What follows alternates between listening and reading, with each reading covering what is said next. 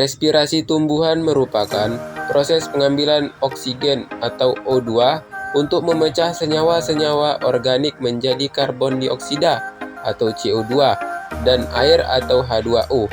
Karbohidrat merupakan substrat respirasi terpenting pada tanaman. Adapun substrat yaitu glukosa, fruktosa, sukrosa, dan protein. Tumbuhan melakukan respirasi untuk menghasilkan energi guna melakukan proses fotosintesis. Tumbuhan yang telah mengalami pasca panen akan tetap mengalami proses respirasi dengan laju yang lebih tinggi dibandingkan saat masih tertanam di pohonnya. Respirasi tanaman merupakan pemanfaatan energi bebas dalam makanan menjadi energi bebas yang ditimbun dalam bentuk ATP. Di dalam sel ATP digunakan untuk aktivitas dan proses fotosintesis tanaman. Adapun tujuan pada praktikum kali ini adalah untuk mengetahui banyaknya oksigen yang dibutuhkan oleh tumbuhan dalam proses pernapasan.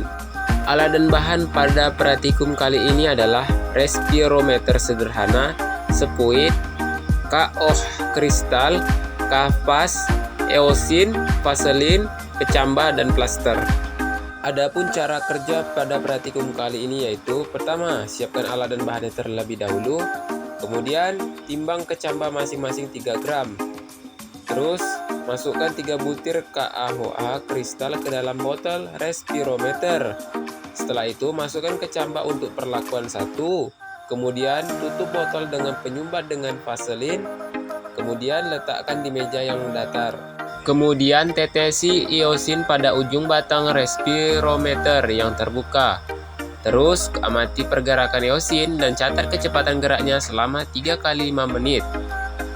Kemudian ulangi cara yang tadi untuk melakukan perlakuan duanya.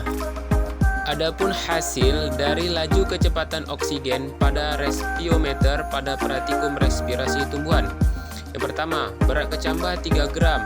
5 menit pertama itu 0,01 dan 5 menit kedua 0,03, 5 menit ketiga 0,04, dan berat kecambah 4 gram itu 5 menit pertamanya 0,01, 5 menit kedua 0,04, dan 5 menit ketiga 0,05. Jadi pada laju kecepatan oksigen pada respirometer ini meningkat.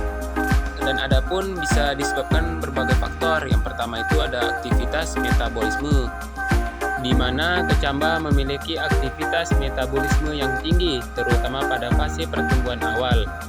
Ini membutuhkan oksigen lebih banyak untuk proses respirasi seluler. Dan adapun faktor yang kedua itu ketersediaan nutrisi. Jika kecambah memiliki akses yang cukup ke nutrisi, maka akan lebih aktif dalam melakukan respirasi, sehingga meningkatlah penggunaan oksigennya. Respirasi tumbuhan adalah proses di mana tumbuhan mengubah glukosa dan oksigen menjadi energi, karbon dioksida, dan air. Proses ini terjadi di mitokondria sel tumbuhan dan berlangsung sepanjang waktu, meskipun tumbuhan melakukan fotosintesis. Jadi, respirasi pada tumbuhan itu memang benar terjadi, bukan pada hewan saja.